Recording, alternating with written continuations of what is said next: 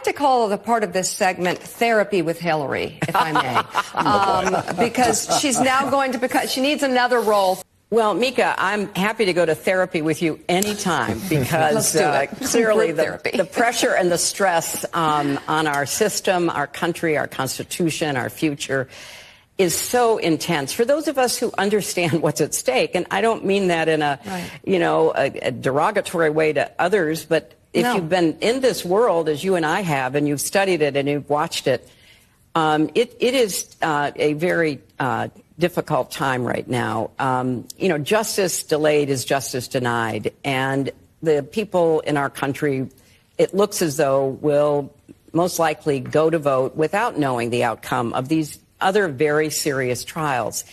And the one that is going on now currently in New York is really about election interference. It is about trying to prevent the people of our country from having relevant information that may have influenced how they could have voted in 2016 or whether they would have voted.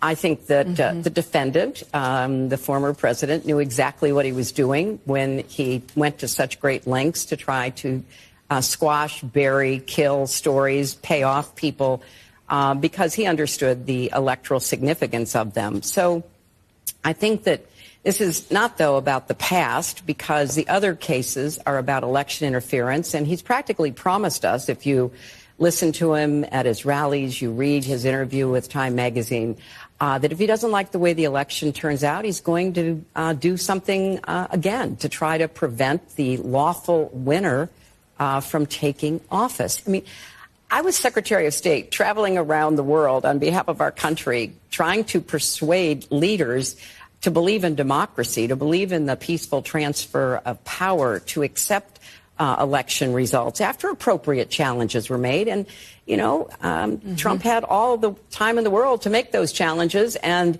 he was shut down by courts. He was denied by Republican as well as Democratic election officials because there was no evidence. This is all about power.